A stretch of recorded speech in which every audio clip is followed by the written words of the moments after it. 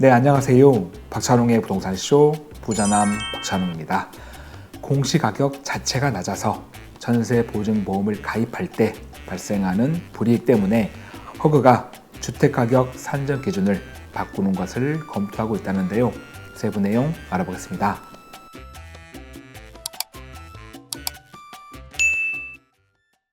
이번 시간은 전세보증금 반환보증에 관한 내용입니다. 주택도시보증공사죠. 허그에서 보증하는 전세보증금 반환보증 가입할 때 우리가 적용되는 주택가격 산정 기준의 일부가 실제 해당 주택의 시세를 반영하지 못한다 라는 내용 때문에 허그가 제도 개선을 검토하고 있다고 합니다.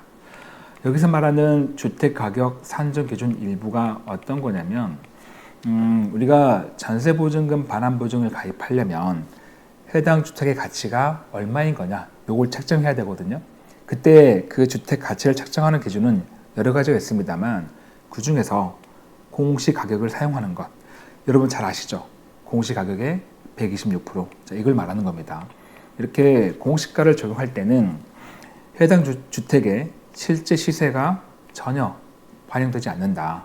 왜냐하면 이 공시가가 너무 낮아서 그래요. 자, 그렇다 보면 이 주택 가치가 낮으니까 당연히 보증회사가 보증해주는 그 보증액 한도도 낮아지는 거죠. 그러다 보니까 집주인 마찬가지고 임차인 마찬가지고 불만이 많은 거예요. 불이익이 발생하니까. 그래서 제도 개선이 필요한데 허그가 개선을 검토하고 있다라고 합니다. 해당 내용은 오늘 발표된 기사네요. 연합뉴스 기사인데 공시가 낮으면 손해, 전세보증, 주택가격 산정 기준 바뀔까 해가지고 허그가 제도 개선책을 검토하고 있다라는 기사를 바탕으로 영상 만들고 있습니다. 자, 이 전세보증금 반환보증은 일단 임차인이 가입하는 보험입니다. 우리 임대사업자가 가입하는 임대보증금 보증은 아닙니다. 예, 임차인이 가입하는 전세보증금 반환보증에 관한 내용이에요. 자, 이때 주택가격 산정 기준에서 공시가 이용하는 거, 요거는 뭐 아파트든 오피스텔이든 다세대, 연립, 단독, 다중, 다가구 다 마찬가지입니다. 현재 기준은 공시가의 140%까지 인정해 주고요. 여기 이제 부채 비율을 곱하면 담보 인정 비율 이걸 곱하면 공시가격의 126% 이게 나오는 겁니다. 근데 이게 실제 이 주택의 시세보다 월등히 낮다라는 거죠. 보증 한도 낮아지는 거고. 근데 이제 이게 사실 이번 기사에서는 제도 개선을 통해서 제가 뒤에 말씀드리겠지만 이 주택 가격에 곱하는 이 인정 비율 요거를 높이는 걸 검토한다라고 했는데 사실 그 전에 그동안 시장에서 많이 나왔던 얘기가 이 담보 인정 비율 현재 90%인데 이걸 더 낮추겠다. 80 또는 70까지도 낮추는 거 검토한다고 했는데 자, 이걸 낮추는 거는 보험 가입을 강화시키는 거예요. 가입 조건이 더 안 좋아지는 거니까 보증 한도가 낮아지는 겁니다. 이거는 강화시키는 거고 그런데 이 인정 비율 높이는 거 이건 완화시키는 거예요. 그래서 이제 과연 어떤 게 실제로 시행될지 지켜봐야겠습니다만 일단 오늘 기사 중심으로 말씀드릴게요. 근데 이 전세보증금 반환보증 가입할 때 해당 주택의 가치가 얼마인 거냐 요거 주택가격 산정 기준은 여러 가지가 있습니다. 먼저 아파트와 오피스텔 이걸 기준해 본다면 지금 표에 보시면 1순위, 2순위, 3, 4, 5, 6순위가 있죠. 이렇게 1순위부터 순서대로 적용시키는 겁니다. 1순위는 KB나 아니면 한국감정원, 부동산 테크 여기서 제공하는 시세 이게 있다면 이게 1순위예요. 그런데 주의하실 거는 참고하실 거겠죠. 이 KB 시세나 부동산 테크 시세는 50가구 이상 아파트나 오피스텔 단지인 경우에 제공이에요. 이것보다 가구가 더 적은 것들은 제공 안 합니다. 그러니까 소규모 단지 아파트들은 이 시세가 적용 안 되는 거죠.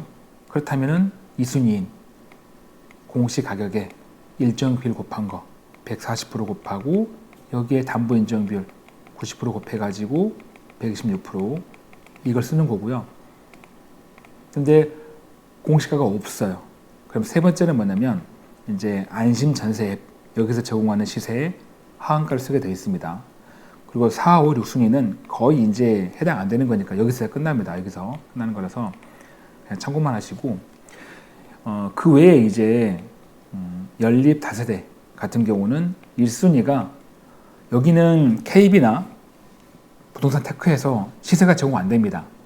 그래서 1순위가 뭐냐면 공시가격에 일정 비율 곱한 거 140% 곱하기 90% 이게 1순위고요. 2순위가 안심 전세 시세의 하한가 그리고 이제 뭐 등기부등본상 최근에 거래한 사례가 있으면 그 거래 금액 이렇게 가는 거고요. 그 다음에 이제 단독 다중 다가구 요건 이제 개별주택이죠. 연립 다세대는 공동주택이고 자 개별주택 같은 경우는 여기도 마찬가지로 시세가 제공 안 되기 때문에 공시가격에 일정 비율 곱한 거 140%에 90% 이거 쓰는 거고 이게 없으면 여기는 안심전세 앱을 쓰지 않습니다. 바로 등기부등본상 1년 이내에 매매거래사액 가액 이걸 쓰는 거고요. 그게 없으면 이제 마지막으로 감정평가 받는 거고 자 그런데 이제 기사에서 어떤 걸 말하고 있냐면 자 여기서 KB나 부동산 테크에서 제공하는 시세 이건 당연히 시장 가격을 잘 반영하겠죠. 이 자체가 시세니까. 하지만 제가 앞서 말씀드린 대로 50가구 이상 아파트 오피스텔만 제공하는 거다. 이거보다 작은 가구는 제공이 없다라는 거고 그 다음 두 번째 안심전세 앱의 시세 하한가 쓰는 거 이건 역시 그 자체가 시세니까 시장 가격을 적절하게 반영합니다. 해당 주택의 가격을. 다만 여기서 문제는 뭐냐면 공시가격 확인이 어려운 일부 경우 앞서 이 안심전세 앱은 연립 다세대 먼저 보시면 공시가격 이게 없을 때 쓰는 거잖아요. 근데 아시겠지만 공시가격은 다 발표되어 있습니다. 이제 신축 같은 경우 아직 발표 안 한 거 요거 외에는 다 돼 있잖아요. 그래서 일부 경우를 제외하면 이걸 쓸 일이 거의 없다는 거예요. 그러니까 실제로 시세 반영은 잘 하고 있는데 많이 쓰지 못한다. 그러니까 실제로 제도 자체가 유명무실하다라는 거고요. 그다음 세 번째 공시 가격 쓰는 거 이건 당연히 시장 가격을 적절하게 반영하지 못한다. 왜? 이 공시 가격이 다 낮거든요. 낮게 돼 있으니까. 아파트는 시세를 쓰죠.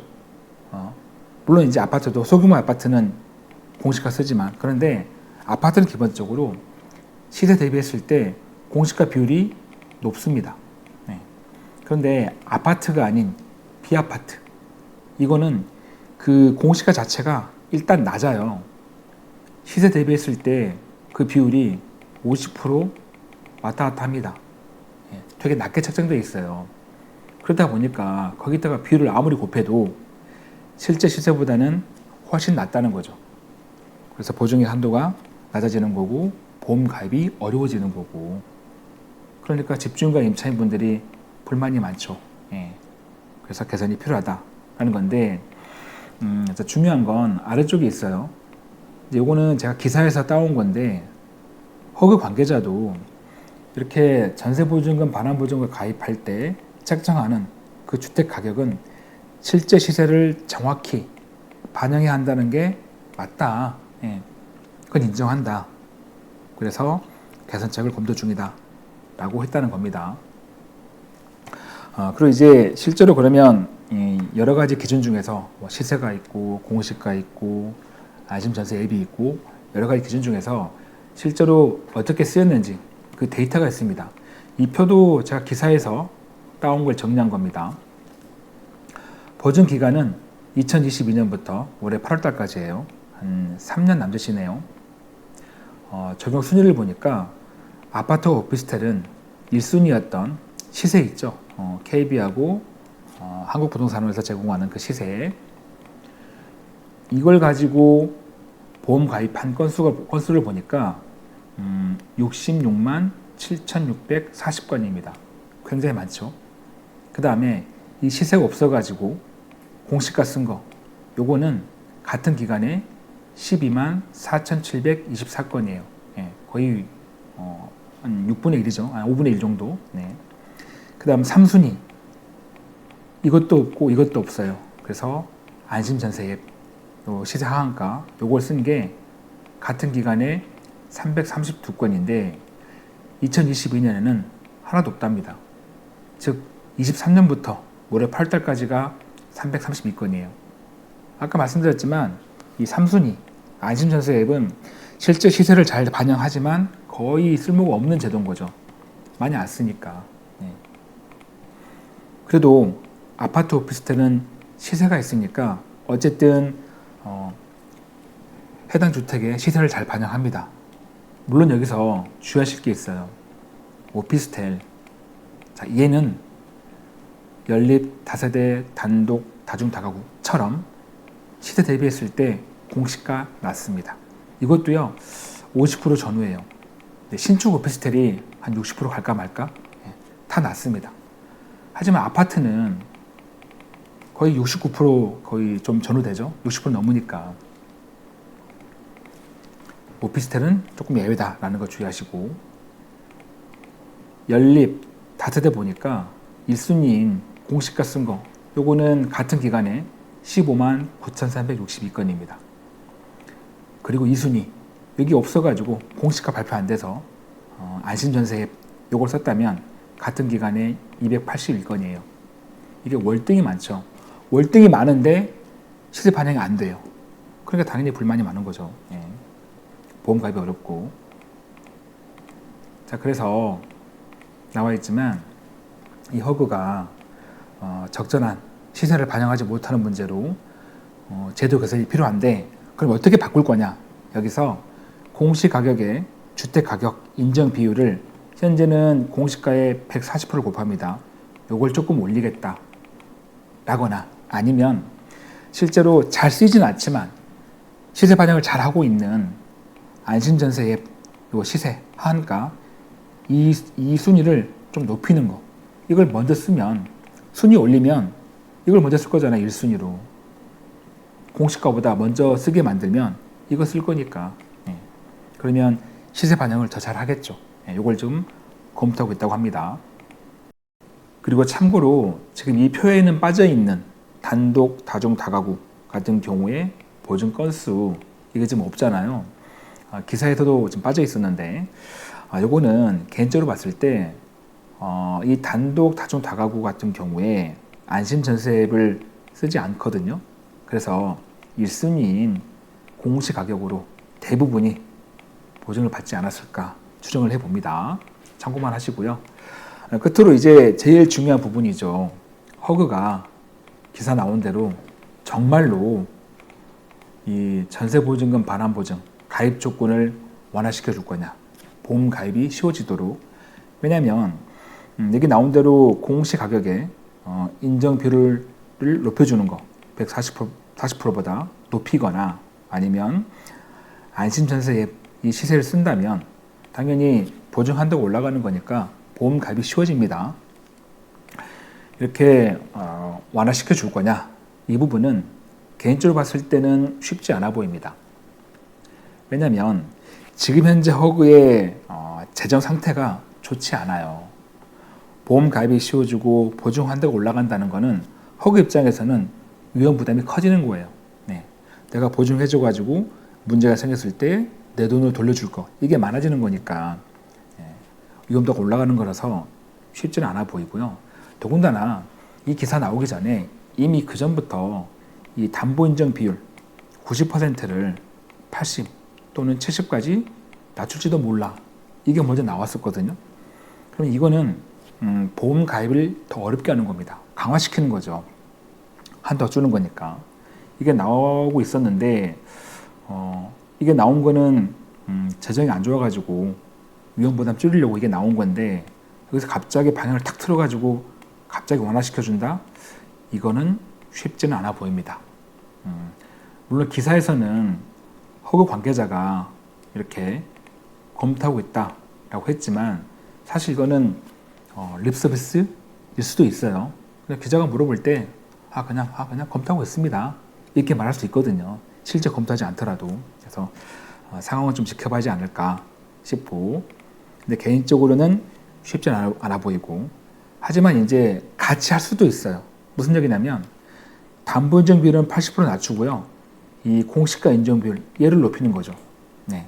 얘를 뭐 한 150, 160 하고 담보 인정 비율을 80 낮추고, 이렇게 할 수도 있습니다. 그러면 완화 조건이 확 올라가는 게 아니고 조금 올라가는, 이렇게 할 수도 있는데, 자, 어떻게 될지는 정말로 이 전세보증금 반환보증 가입 조건을 강화시킬지 완화시킬지 요거는 지켜봐야 하는데, 개인적으로는 완화시키는 거는 조금 쉽지 않아 보이고, 하지만 우리가 현실을 봤을 때는 지금 현재 공시가의 126% 이거는 말이 안 돼요.